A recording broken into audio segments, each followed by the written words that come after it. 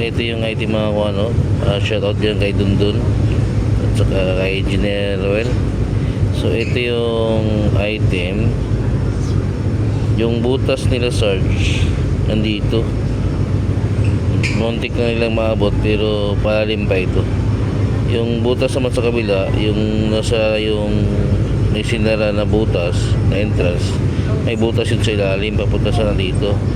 Problema, nilihis yung butas ang item dito. So paano nga malaman na item yun ako, ano?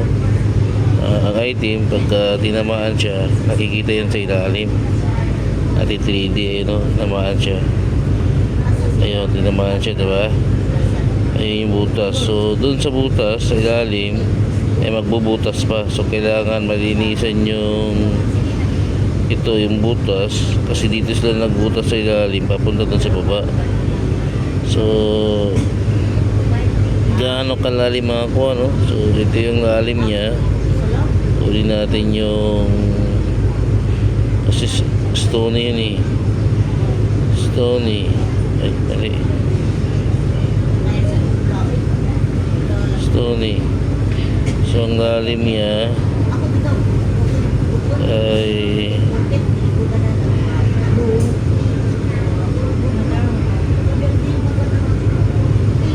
4.2 meter.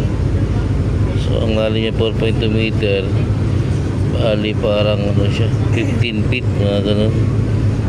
So may butas sa ilalim, sa baba lang ng bato na yun, tapos magbubutas pa dapat pababa ng 14 feet.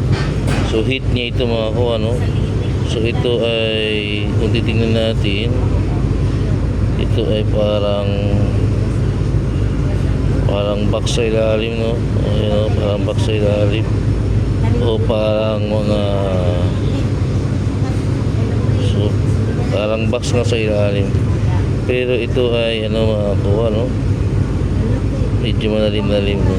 So nakikita talaga pati yung butas, yung dinaanan ng tao sa kabila, dinaanan din, makikita talaga. So yan yung result ng area namin na pinuntahan ko sa Bohol.